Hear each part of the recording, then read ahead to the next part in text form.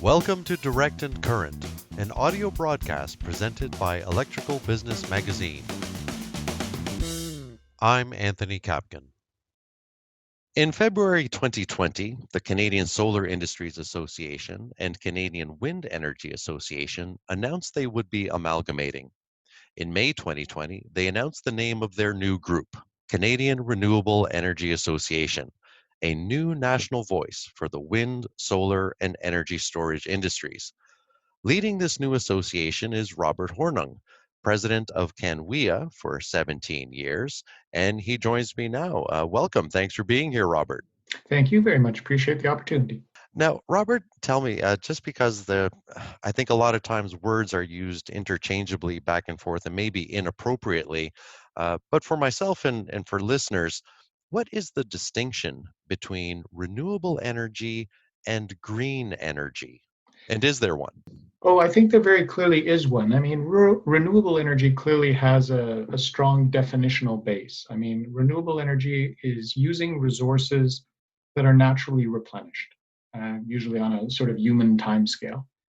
Green energy is an ill-defined term. I think it means a lot of different things to a lot of different people. And I actually prefer not to use that term because I think it doesn't provide a clear sense of what we're talking about. Whereas I think renewable energy is quite clear in terms of saying, if you're going to be a renewable energy source, that resource has to be naturally replenished. I like that. I'm glad you helped spell this out and help me understand. And I also like that you included in there the human time scale. So that's a good distinction. I'm glad you brought that up.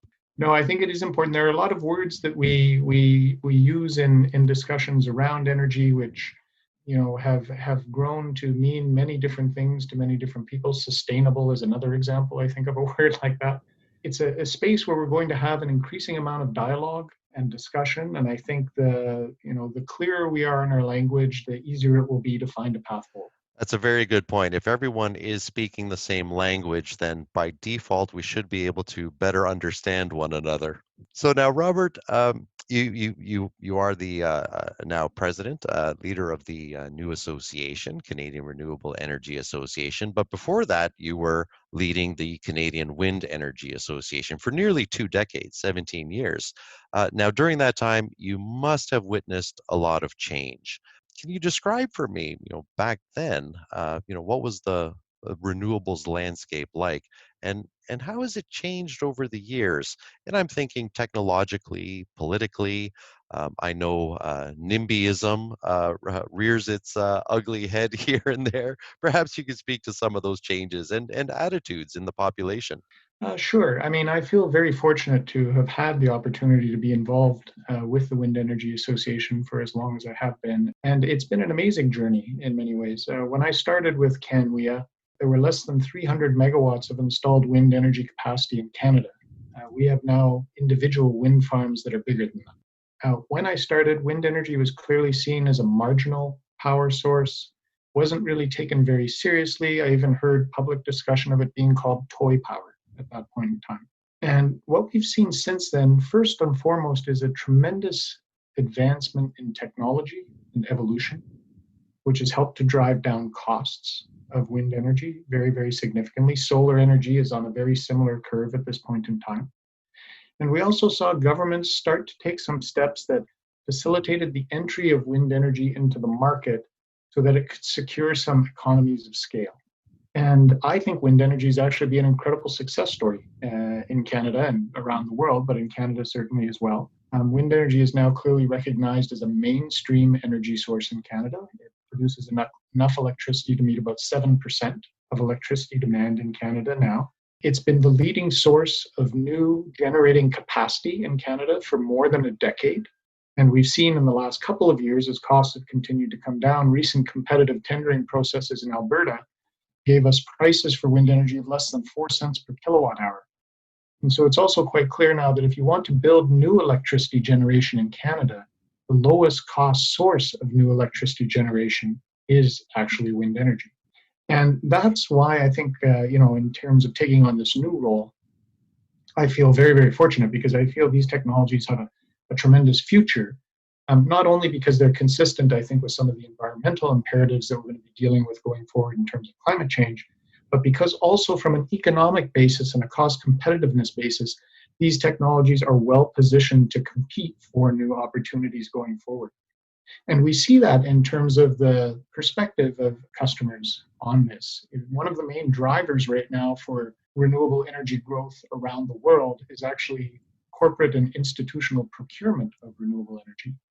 Companies like General Motors or Johnson and Johnson or Google or Facebook who are going out and signing agreements to purchase renewable energy, in part to meet their own sort of corporate environmental sustainability commitments, but primarily because they want to get the lowest cost power.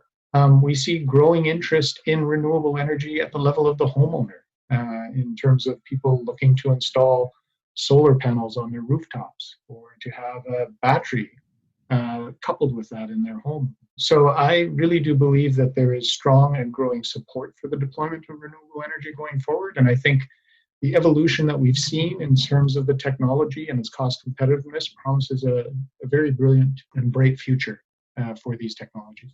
I'm glad you mentioned the homeowners. I'm reminded of a friend of mine out in Alberta. Redoing his home. Now, Alberta is typically seen as the land of oil and gas dinosaurs, but he was telling me that he set aside a certain amount of funds to put solar on his rooftop, solar in his home, and draw power that way. And he said to him it was a choice. I could either spend that money on an updated kitchen, or I could, generate my own electricity. And so he decided to go the route of generating his own electricity. Well, and I think at the end of the day, one of the things that we're seeing in the electricity system as a whole is, a system that it's going through a fairly fundamental transformation. I mean, for many decades, we've worked with an electricity system that is built around the concept of large generating stations, extensive transmission networks that sort of deliver power out to homes from a limited range of sources. I believe where we're headed in the future is a system that is much more diversified. We're going to see many, many different kinds of ways to produce electricity. It's going to be much more decentralized. We'll see smaller scale generation. We will see generation at the level of the home and at the individual business. And that will actually make the system more resilient and more interconnected going forward. So I do think that it also means that we'll see, frankly, consumers and customers playing a stronger role in determining what the shape of that system is going to be in the future. And again, one of the reasons we feel optimistic when we look ahead is we're pretty sure that people are going to rank pretty highly in terms of what they're looking for: environmentally friendly sources of generation and low cost sources of generation. And again, we think the technologies that we're representing in this new association sort of fit that to a T. Yes, I am glad you mentioned the price of the technology or cost of the technology coming down, because too often I hear that it's it's only tree huggers or climate change activists who will subscribe to renewable energy, and that economy has and cost has nothing to do with it. But you put forward a very compelling case that regardless of climate change denial or acceptance, it just makes economic sense to also go this route. Well, and in fact, an organization like Bloomberg New Energy Finance has come out and stated that during this decade, the decade of the 2020s, we will reach a point where new wind and solar generation will be cheaper to build and operate than to continue operating existing coal-fired generation. This is how rapidly the costs are coming down. So again, this is part of why I think the electricity system and the electricity grid as a whole is undergoing a really fundamental transformation, as technologies are moving so quickly. In fact, I would argue that the technologies are moving at a pace that it's challenging for market frameworks and regulatory frameworks to keep up. But I think everyone is working very hard to try and ensure that consumers will be able to benefit from these changes as they are coming forward. So when I saw that Canadian Renewable Energy Association is for wind, is for solar, and energy storage. I was surprised because that wasn't in the mix before, but also not surprised to see energy storage in that mix. Because to me, it seemed that in the renewables equation, energy storage has been underrepresented in the public consciousness. So rather than put words in your mouth, can you tell me about the discussion decisions that prompted the addition of energy storage into Canadian Renewable Energy Association's mandate, and what sort of energy storage systems are we talking about? Yeah, I mean, I think energy storage is going to have a critical role to play in supporting the electricity grid going forward as more and more sources of variable generation like wind and solar come onto the grid. Energy storage provides a mechanism to, in essence, flatten out that production, ensure that power is available when it's required, and from our perspective, we've seen a tremendous amount of growth in interest and investment in energy storage at this point in time in anticipation of this rapid expansion of wind and solar going forward. And energy storage can be applied at the project level. So, for example, you see a growing number of wind and solar facilities in Europe and in North America that are now being built not as a wind farm, but as a wind farm with batteries or a solar farm with batteries. But you also see energy storage systems being built independently of renewable generation to provide services to the grid that will help manage, again, variable generation. And for this new association, we're technology agnostic with respect to storage. There are many different technologies available and many different scales at which they can be applied. We talked earlier about people having batteries in their home to couple with their solar panels on their roof. You could have pumped hydro storage. You could have compressed air storage. You could have large battery facilities. You can use hydrogen as a storage mechanism. There are a whole range of technologies that are available, and they're going just to have an increasingly important role to play as we go going forward. And in Canada right now, relative to other jurisdictions, we're probably a bit behind in terms of the application of energy storage. There's one good reason for that, and that is because we have an electricity grid that is dominated by hydroelectric production. And our hydroelectric production actually can play a very important role in terms of energy storage with the large reservoir dams that we have in this country. But having said that, the challenge to introducing more storage in Canada is not a technology problem, it's a markets problem. Our storage is an interesting thing to bring into the grid because it's not just a generator. It can feed power into the grid, but it can provide a whole range of other services to the grid as well to help with the stability of the grid, the reliability of the grid. And right now we see electricity system operators sort of struggling. I shouldn't say struggling. They're working to figure out how to provide signals that actually provide incentives and compensation and value. And I think that's moving quite rapidly. And so we would expect to see a very significant expansion in energy storage emerging going forward. And as I said, from our perspective, it's a tremendous enabler of new wind and solar energy deployment. And so we see a lot of common interest and synergies there that we feel we can move together on as a single association. Definitely true about the synergies. I'm quite glad to actually see that this has become part of the mix, part of the mandate, because not being directly involved, but sort of looking at it from the side, it just seems like the right decision. Seems like it makes sense. Now, Robert, and we kind of touched upon this with the first question. The difference between green energy and renewable energy. Things get muddied, things get confused. I want to bring you to a couple quotes from a gentleman from a conference symposium last year who does research and stuff in the fossil fuels industry, and he was saying that we're speaking of the Paris Accord specifically.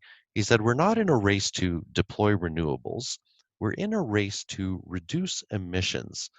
So when governments, the general public, industry are faced with multitudinous viewpoints from educated people, not just common Facebook chats, but educated people. What tact will the Canadian Renewable Energy Association take for promoting its message and getting buy-in from all these various disparate interests?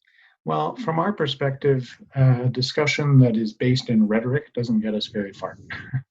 So I guess first and foremost, I would say we have a keen interest in ensuring that our discussions and debates around energy are fact-based. Because we want to ensure that decisions that we are taking are well-informed decisions going forward. It's not our intention as an association to attack any other form of generation. We will sort of compare different forms of generation on a fact basis in terms of various attributes that they have. But the reality is that we are going to need a lot of different approaches to deal with targets like that identified in the Paris Accord. I'll reference again Bloomberg New Energy Finance. They've, in their recent New Energy Outlook, they projected that by 2050, 50% of global electricity would come from wind energy, solar energy, coupled with energy storage. So again, this is why we're optimistic. We think we have a lot of room to grow, but that means 50% is still coming from something else. And it's going to be important that that technology is non-emitting if we're serious about our climate objectives. And I think ultimately we will need a range of technologies in order to achieve these goals. And fundamentally, I think a key determinant as to which technologies we'll be implementing going forward is going to be cost. And so, I think we talked about earlier the diversification we're seeing within the electricity system, the growing introduction of new technologies and things going forward. And all of these technologies are going to be competing to provide these needs going forward. And again, we feel confident we're in a good position to compete and look forward to that competition. But we realize that our technologies are not the whole solution. They're going to be part of a portfolio. Robert, you were quoted as saying that there is a clear public desire to see advancement of the technologies we represent to capture the full promise of a renewable energy future. Again, you've touched on this, but what does that energy future look like? To your mind, to your members' minds, what does a realistic transition from some fossil fuels to renewables look like? Yeah, I think if we look ahead and we look at, again, tying it to some of the objectives that we discussed in terms of climate and coming out of the Paris Accord, to achieve the deep level of greenhouse gas emission reductions that we're talking about, and in fact, Canada has now stated it wants to be a net zero greenhouse gas emitter by 2050. There have been many, many studies that look at that deep decarbonization, and they all come to a similar conclusion. One of the most important things you can do is decarbonize your electricity grid. And in Canada, we're actually incredibly well positioned to do that. 80% of our electricity already comes from non-emitting sources. And we have vast and abundant untapped renewable resources, wind, water, sun, that we can capitalize on going forward. So from my perspective, if Canada can't achieve 100% non-emitting grid, frankly, nobody can. But I'm very confident that Canada can, and that we can actually move relatively quickly to do that.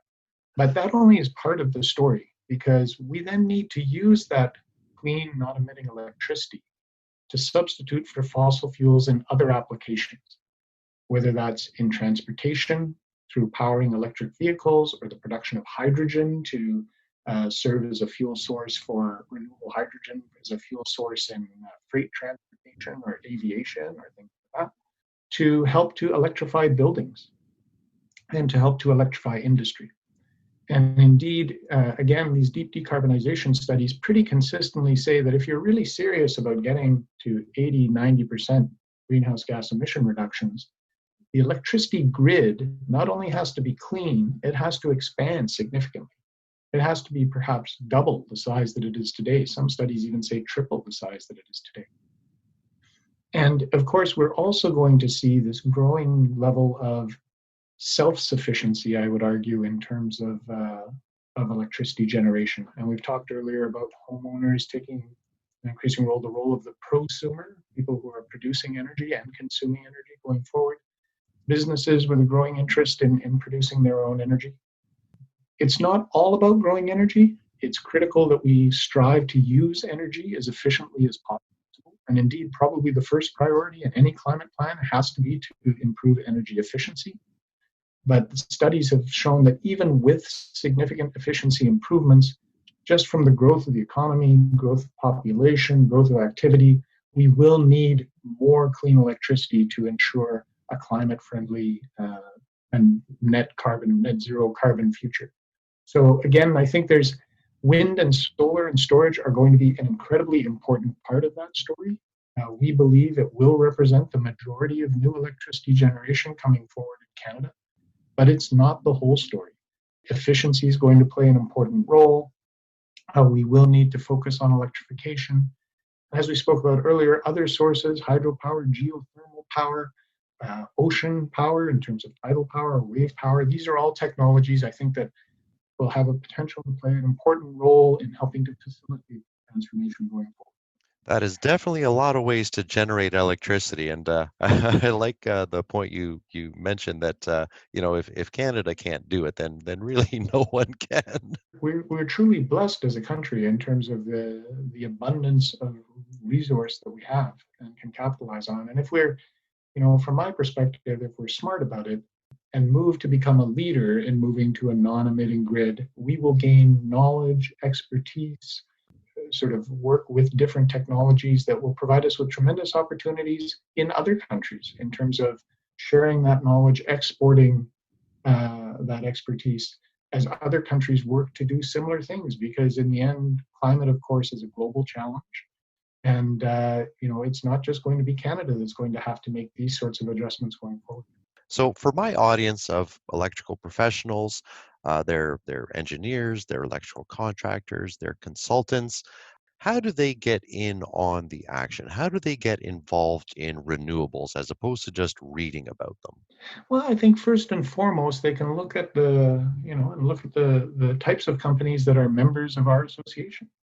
Our association represents companies that develop wind and solar and storage projects, companies that own and operate those projects, and a whole range of service providers to the industry, whether it's construction services, environmental assessment services, electrical services, etc. So it's a way to get a sense of the sort of the playing field in terms of who's out there. And we see a growing number of post-secondary educations, community colleges, universities that are developing programs that are targeted at producing graduates who are sort of ready-made to move into this sector. And the good news is that, although there are some unique aspects in terms of working in the wind industry or the solar industry, a lot of the skills and knowledge that, for example, an electrician would bring from their work in other aspects of the energy industry will still be quite relevant in terms of moving into these sectors. So it's not a matter of sort of having to start over again and relearn an entire new application. It's more adding sort of a new knowledge set and adding it to your existing skill set so that you're able to apply it to these unique technologies. And these technologies are growing very rapidly. I don't have similar statistics for Canada, unfortunately, but I can tell you that in the United States, the jobs of wind turbine technician and solar energy technician have for the last several years consistently been listed in the top 5 growing job categories in the United States. And I think as we look to a future where these technologies only become more competitive, as environmental issues become more imperative for us to deal with, those opportunities are only going to grow going forward. So, we've seen organizations, for example, in Alberta, an organization like Iron and Earth, which is working to try and facilitate the movement of workers from the oil and gas industry into the renewable energy industry. We're seeing more and more initiatives like that going forward. From our perspective, there will be tremendous opportunities, and I certainly encourage people to investigate. Thanks again to my guest, Robert Hornung, founding president and CEO of the Canadian Renewable Energy Association. And thanks for listening.